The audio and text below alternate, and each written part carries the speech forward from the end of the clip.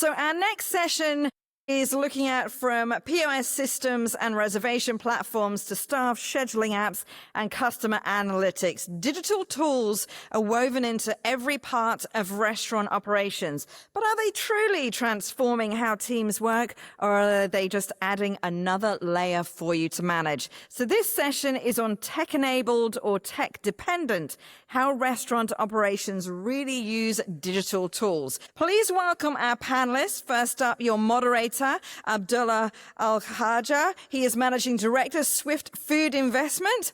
We have Arijit Das, Co-founder and CEO of Smackit. We have Asiya Adnan, Regional Head of Technology at Domino's. We've got Dawn Wilson, Business Director, Chipotle Al-Shaya Group, Deski Texan, Director of Operations, Nando's UAE, and Eric Sidat, Head of Brands, Tia Roses Thai and Ethos. Let's give them all a nice round of applause this afternoon. And Abdullah, I'll hand over to you. Thank you so much. Thank you so much. Are we good on mic? Yeah.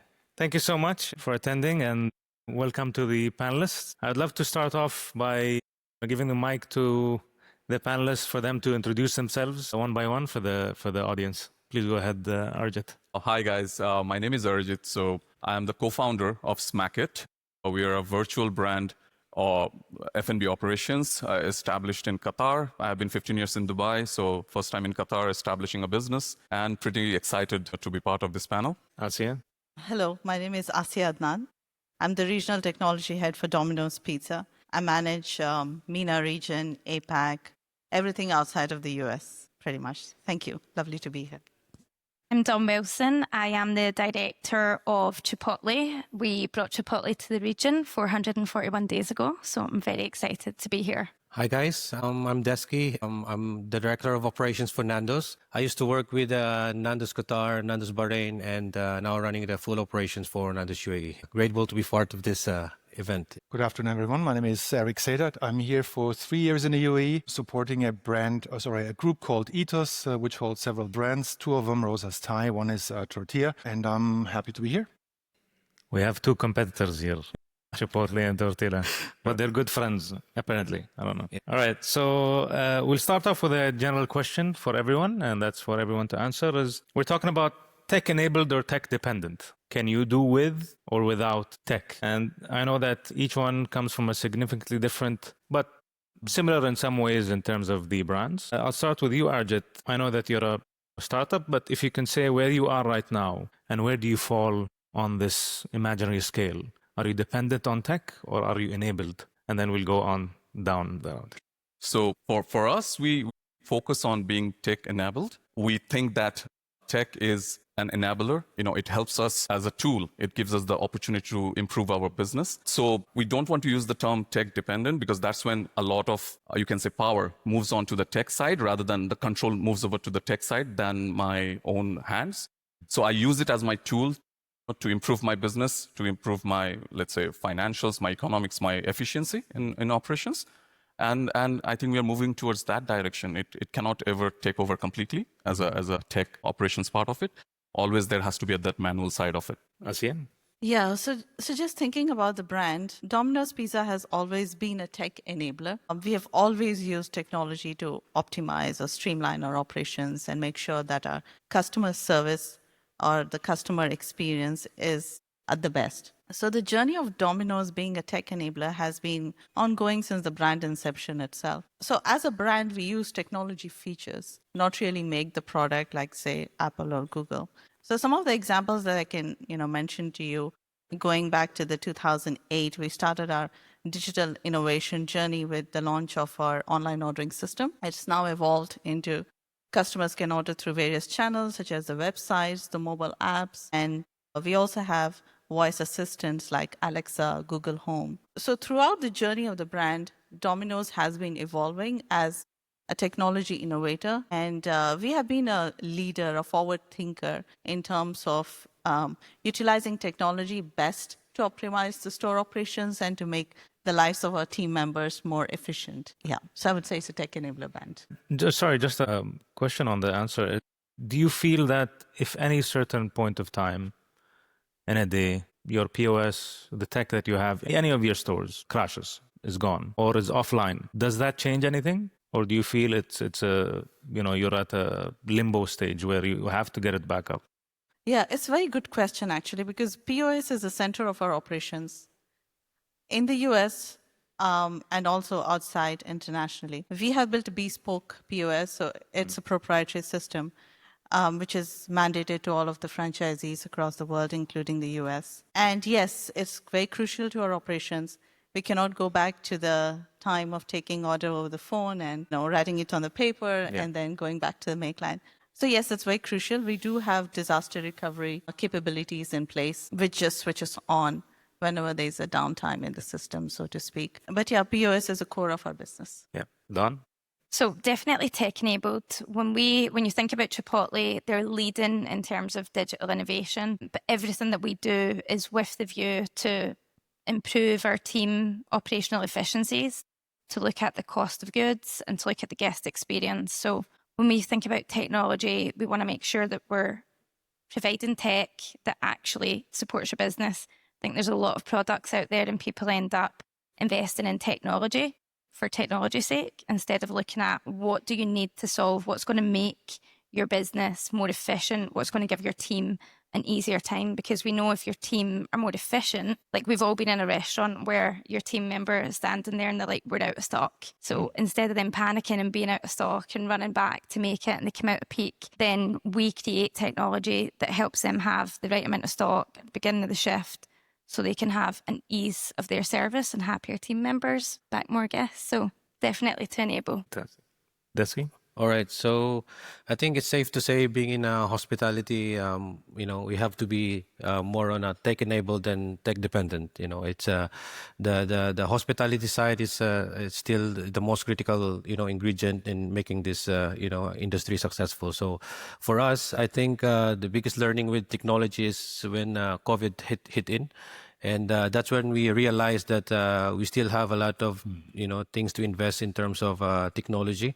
For us right now, from order at the table, pay at the table, production planning, and anything else that technology can help us to give more time to our team and our managers to have more time with the customers and as well as our team.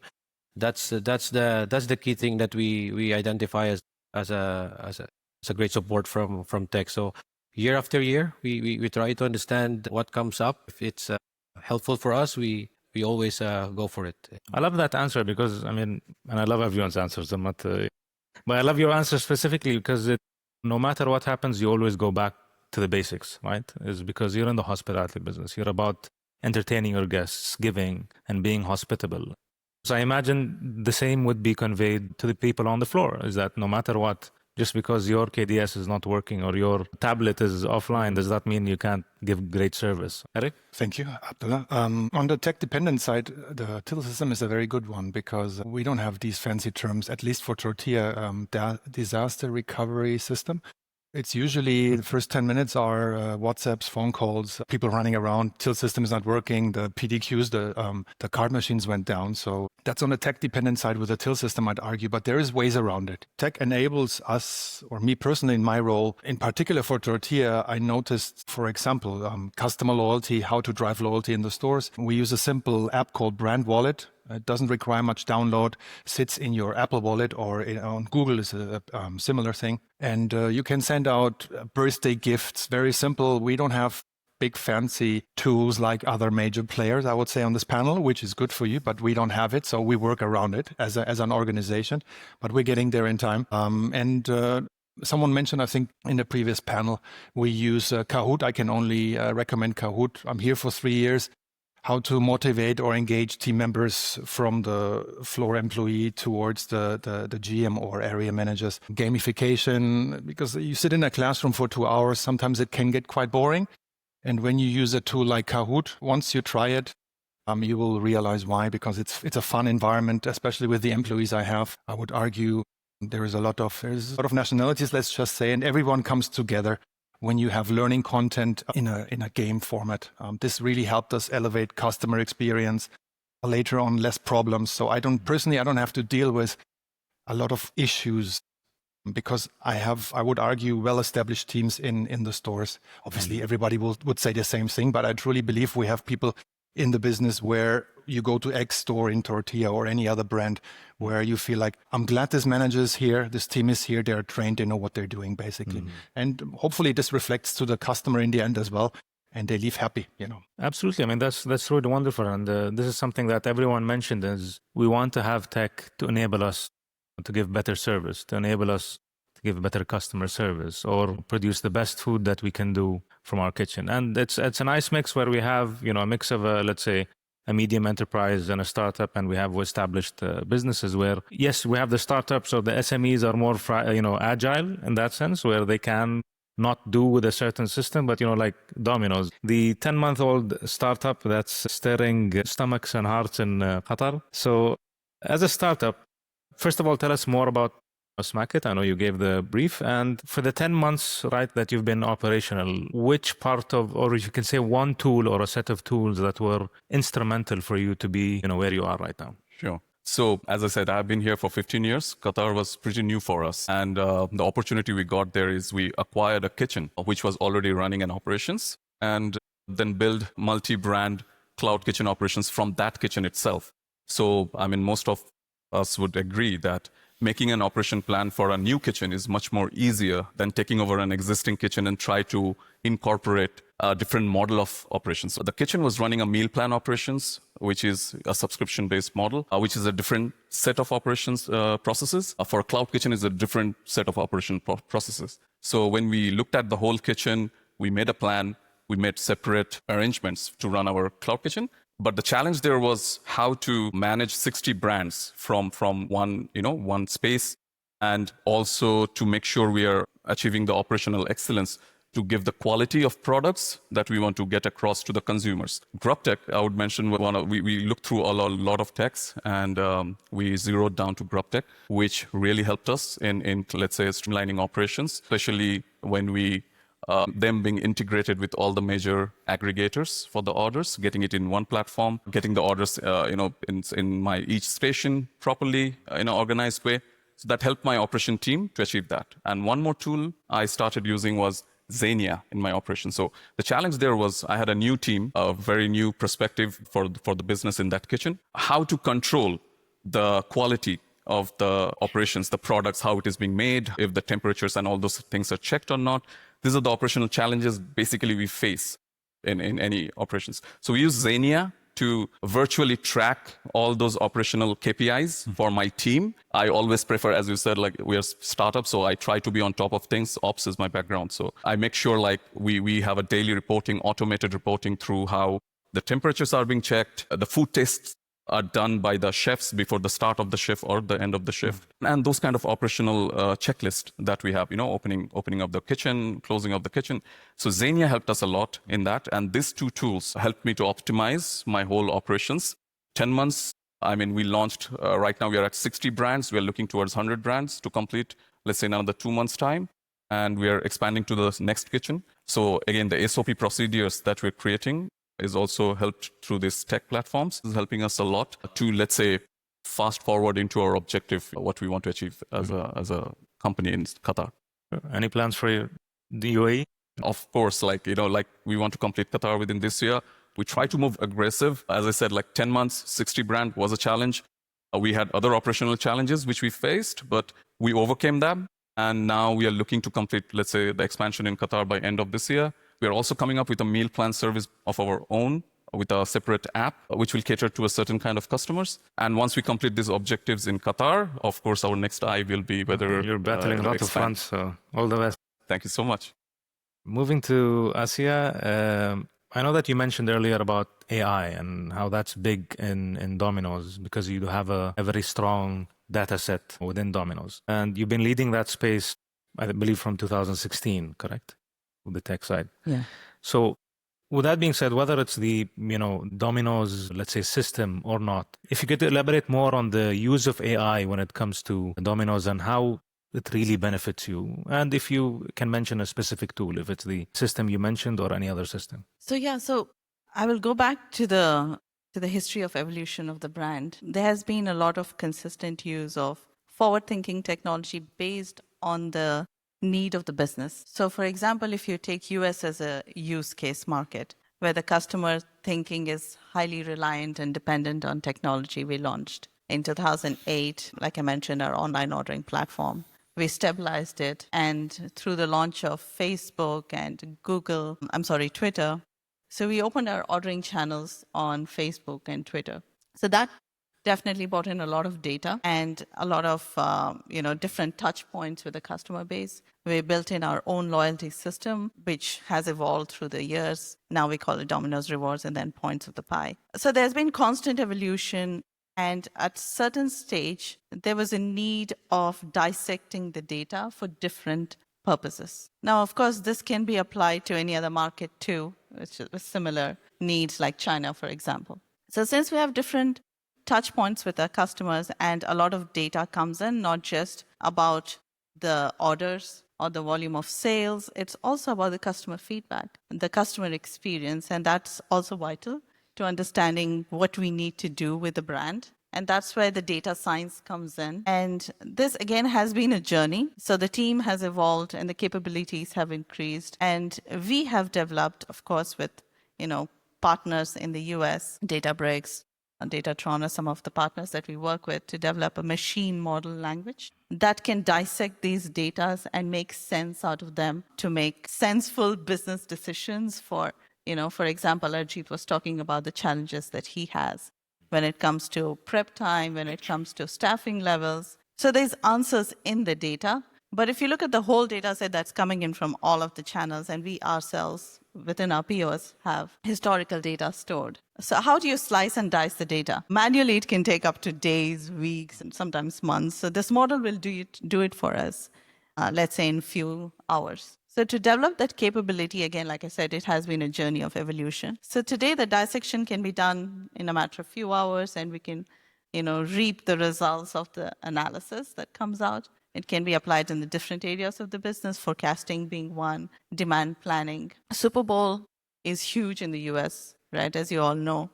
And it's one of the busiest nights for us in the US. And predicting the order load is quite challenging because the order spikes. I don't know, for people who know the game before the game, during the game, there are different spikes. So how do we communicate that to our stores to have real-time supply chain, inventory, staffing? All of those are the challenges that can be solved with data. So we use our data to predict. What do we predict? We predict the load time, we predict the order time, and we prep our stores essentially for the menu items that could be widely used during the game.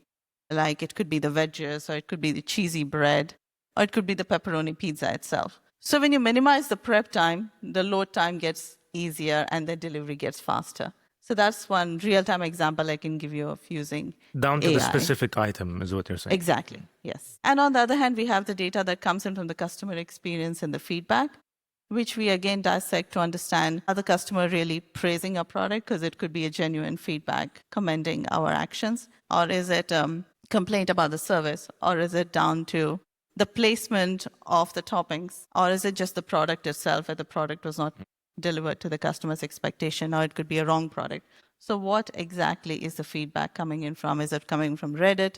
Like I told you, various channels, Facebook, online, ordering, TikTok, etc. So data is key these days to make decisions and to be the market leader out there. The competition is quite vast and is growing. And to be on the top, I think data is key, along with AI, of course. Sure, sounds great. So it's a roundabout answer. Thank you so much. Ferdon, welcome to Chipotle. I'm still waiting for Mirdif branch. Coming closer to you.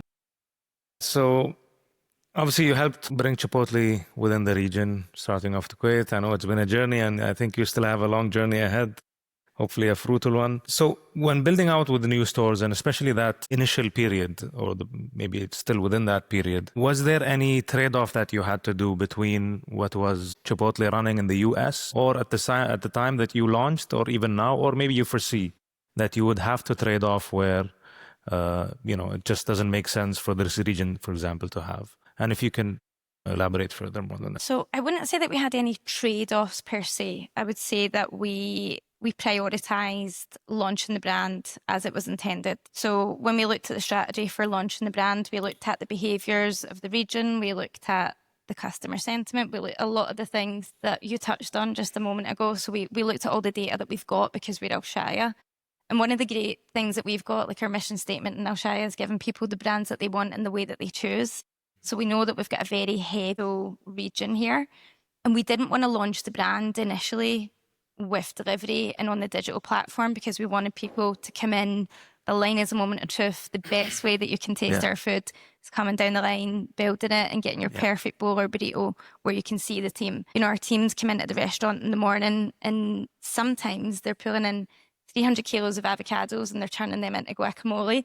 So there's a full process that goes into it. So we want you to see the team at the front of the line and they're proud of that food that they're serving. So we had all of those considerations. We prioritised making sure that we had seamless operation, making sure that the food that was delivered was outstanding.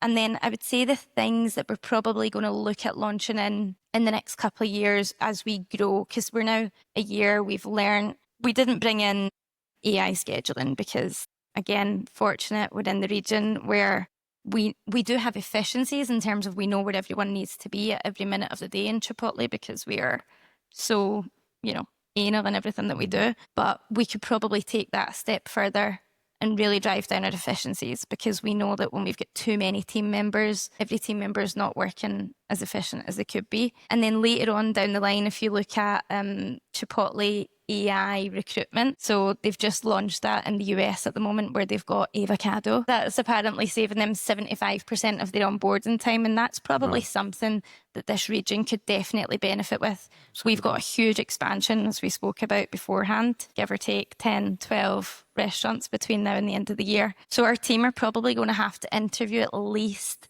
1,000 team members before we select the right talent. And then when we get to that process where we've got visas and just depending on every business. So I think that's probably something we'll look at in the future. We're very lucky because we've got Alshaya resourcing team, so we're ahead.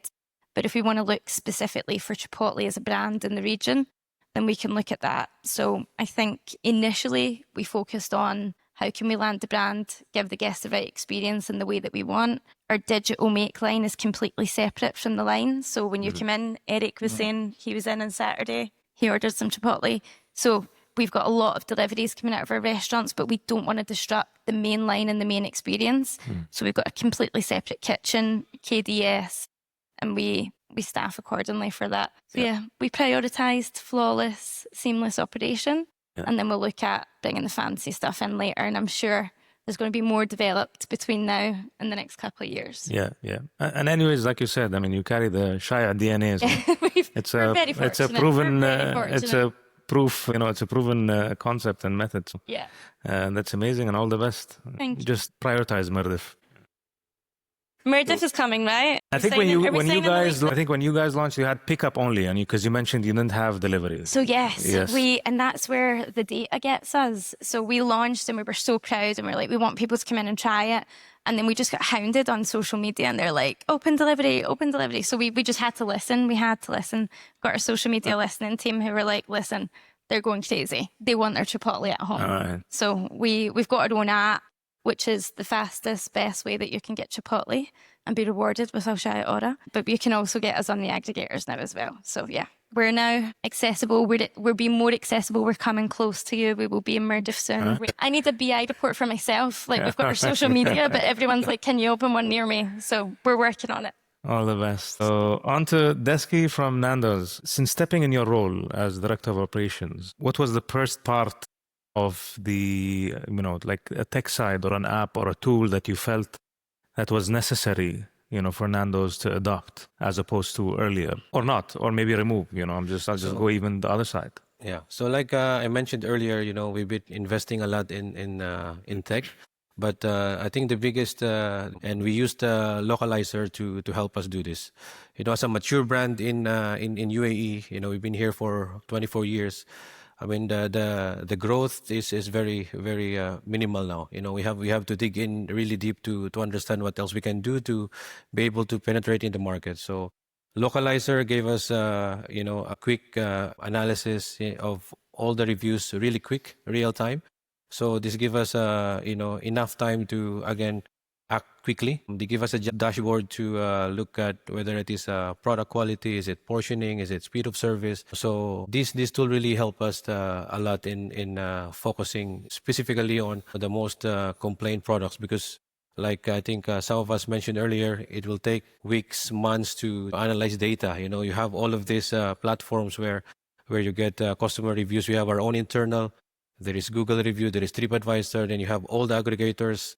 So to do it manually, it takes a lot of time. So Localizer gave us this advantage to look at it really quickly and act really quickly. The biggest success, because we've seen the numbers in delivery, how much we improve in delivery, because we managed to do some adjustment, adjustment that is fit into the current demand of the market. So let's say delivery, we have some new product development to enhance the product that we do, that we serve on delivery, how we can maintain temperature, freshness, and juiciness of the product.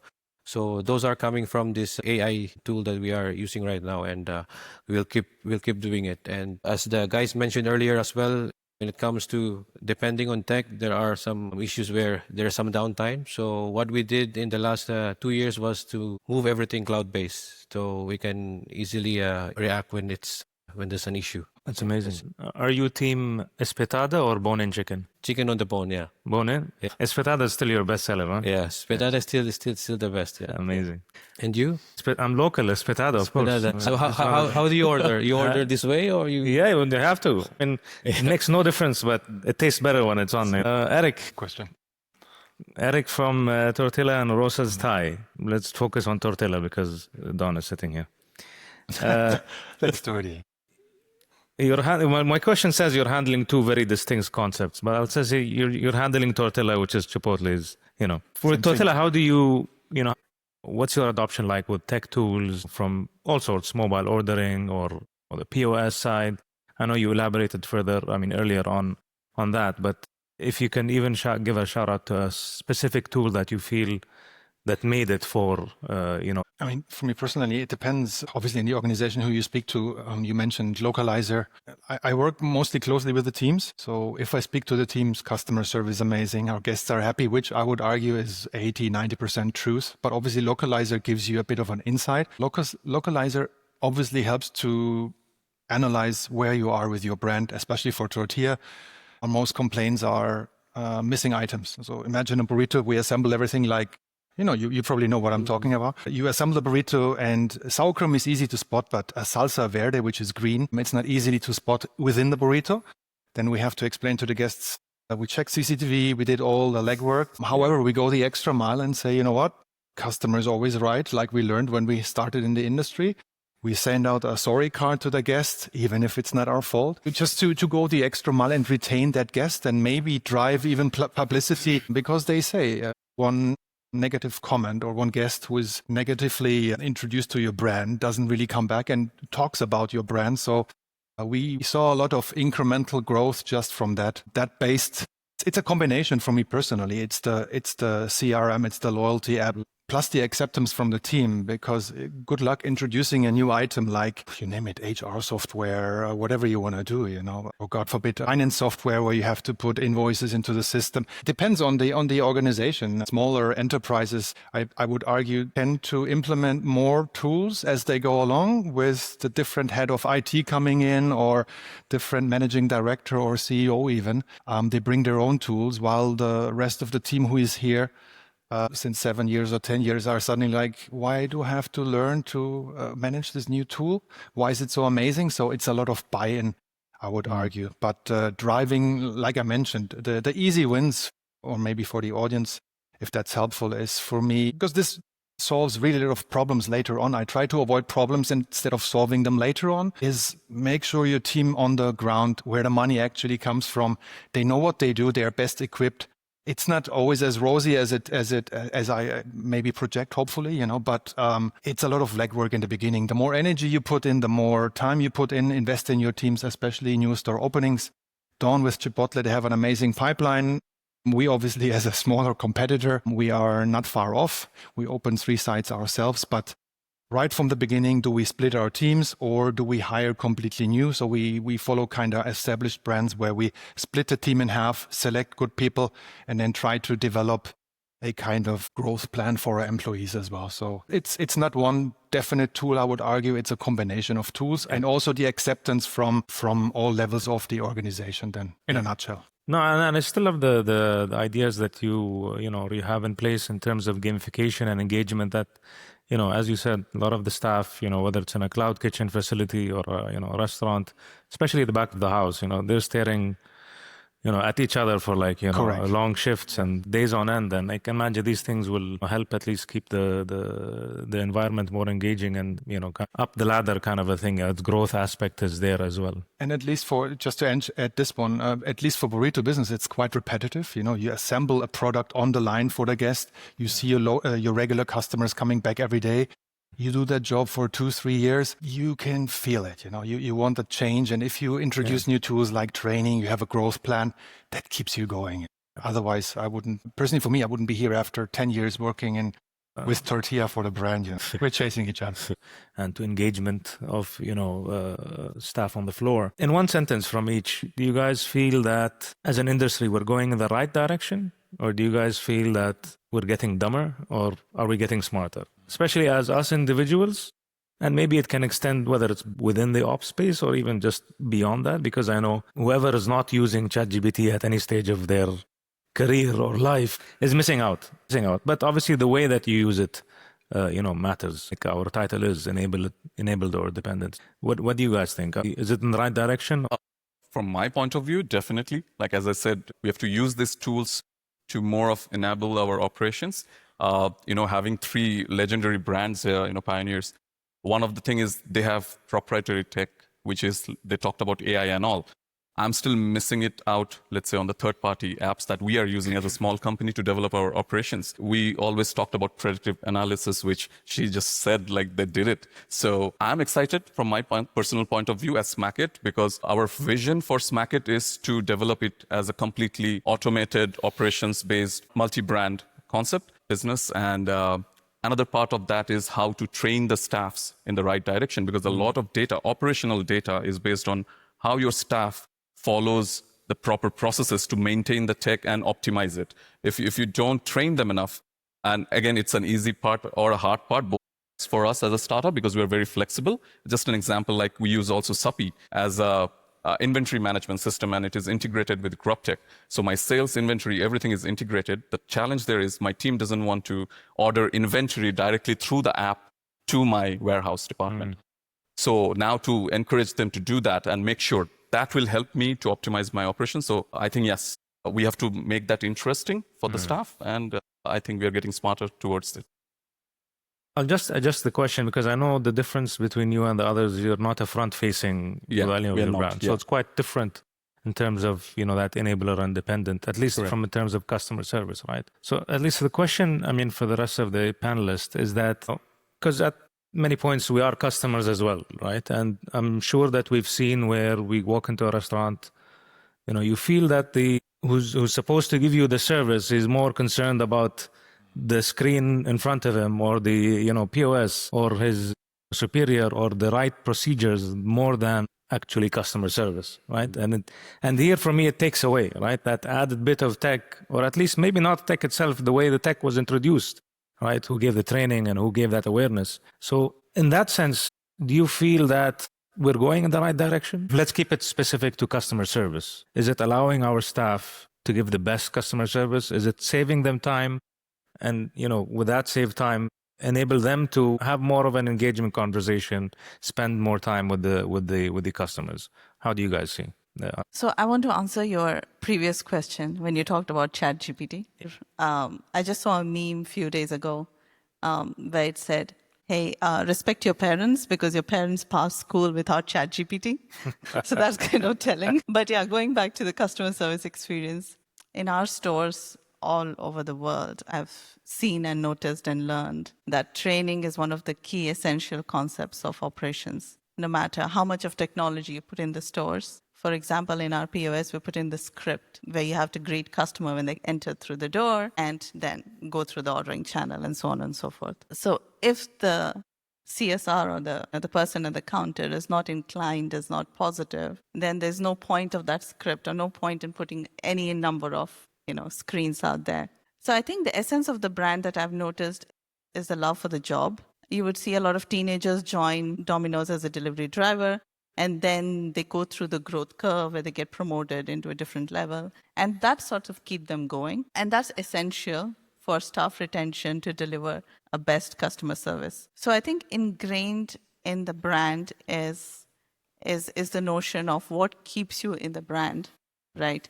And for us to retain and train our staff members to deliver that top-notch customer service day in and day out, because it's very busy in the stores. It's not very motivating. It's down and dirty. And there are mistakes happening all the time, and there's really rush So hours. you feel that with the right, irrespective of the tech, with the right culture, that's what matters. Yeah, exactly. Sorry, I have Training to is the cut you off because we're limited on time. Last three, I'll one make line. it quick. I'll make it quick. 100%. I think if we take the mundane tasks away from the team, they can actually deliver better hospitality. Before, they were stuck doing tasks to keep the restaurants operating. Now they can focus on the guest experience. And as Eric said, we're using TikTok-style trainings now. We can get the message through to our teams in 5 minutes instead of them sitting in a 2-hour training course. So we're definitely getting smarter. The message is resonating, and we're allowing our people time to just interact with the guests. It can only improve. Faster. And but I would just say that too much of anything is not good. Too much of it will take away. We have to maintain the balance and always be on the right track. I'll keep it short. Similar copy paste, but stick to what's working. Basically, for me, avoid buzzwords. AI is out there. For me, hospitality straightforward.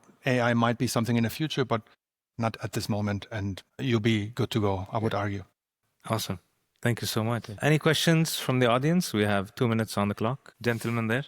This may be for Asia. You mentioned that Domino's use a lot of technology for ordering, forecasting, scheduling, that kind of thing. How do you find it performs in the sort of unforeseen moments? So, for example, in my career, I've operated airside restaurants, and sales are very impacted by flight delays, etc., international crises like we had yesterday. How do you find that the technology for those particular functions performs on those kind of occasions? That's a very interesting question. Yes, there are always models that we can use to predict every sort of event that is in the database, so to speak, that is recorded within the systems, or that we can think of, or that we can preempt. But there are always situations which are, for example, delays or a national crisis or a natural disaster. What do we do then? Do we rely on the computer, or we just use common sense? To give you an example, in Haiti, a few years ago, we had a massive hurricane, thunderstorm, and most of our stores just were in no function to deliver a pizza or a product. So technology can only do so much. We rely on human expertise, the talent that we have grown, and simply as a human, what do we do in such situations? So it remains up to the discretion of those store managers, those team members who sort of step up and do their job. Much like I would like to say that my data model will predict everything in the world. Today, we are learning as it's a new world on a daily basis, and we're incorporating those situations. But there could be something else we have never thought of. So there's always that delta, which is not handled by the systems, which is just left to the human intelligence to solve. Hope that answers. Any more questions? Hi, just a quick question. We're talking about tech and operations. Tech companies are obviously solving a lot of problems for operations, and there's obviously some problems that are still not getting solved correctly. My question is, what are you looking for from an operations standpoint from tech companies that they are still not providing yet? That's a great question. Integration. I think if I was to think about it, I would think any problem that we're trying to solve just now is looking at our POS systems, everything that we're trying to do, pulling everything together. So I don't think there's an off-the-shelf product for absolutely everything. And I think every brand and their needs is very unique. So I think for me, we always start with what's the guest experience? Where's your pain points in terms of your team efficiencies? What blocks you having an outstanding guest experience? So I think every business will be different, but I think all of us are probably struggling with that integration of all of the systems speaking to each other at this stage, we're probably all using something different from our stock management, from our guest service, and I think not far in the future, we'll probably have a one-stop shop for absolutely everything. But if we look at supply chain, all the data that we analyse, we're using many different systems. And that's what I would say. Just to add to that point, I would say predictive analysis. Again, as I said, Asiya already cracked it for her company, but for us, it's still something which is not available in third-party techs, is a predictive analysis. And that can give a byproduct of better customer service if we already kind of know what are the challenges coming. And again, as Eric said, AI has to get into it to, give us that access of information, more information. So that I would say. Thank you so much for the panelists. Thank you so much for the audience. Time is up. Thank you so much, everybody, for that great discussion. If you can just all come forward to the stage so we can get a group photo, that would be great. And then I will tell you what is coming up next. And I'm going to be looking forward to this next one. It's very, very exciting. It's called The Floor is Yours. All discuss and shape the future. And this is going to be run by our very own Minnie Jacob. And what she's going to be doing, she's going to be doing a live interactive digital poll. You can stay anonymous, which is great, so you can be completely honest, and your results and your answers are going to shape the discussion around the questions of the industry that you are in. That is coming up, but my question to you beforehand right now is, hands up, who's hungry? Are you hungry? If you're not saying yes, I'm not feeding you then. It is lunchtime, ladies and gentlemen, so I hope you're hungry. So please do head outside, get yourself some lunch, and we'll be back here just about 2 o'clock to get into our Floor is Yours, the poll, discuss, and shape the future. So carry on the discussions, chat amongst yourselves, and we'll see you in about an hour. Thank you so much.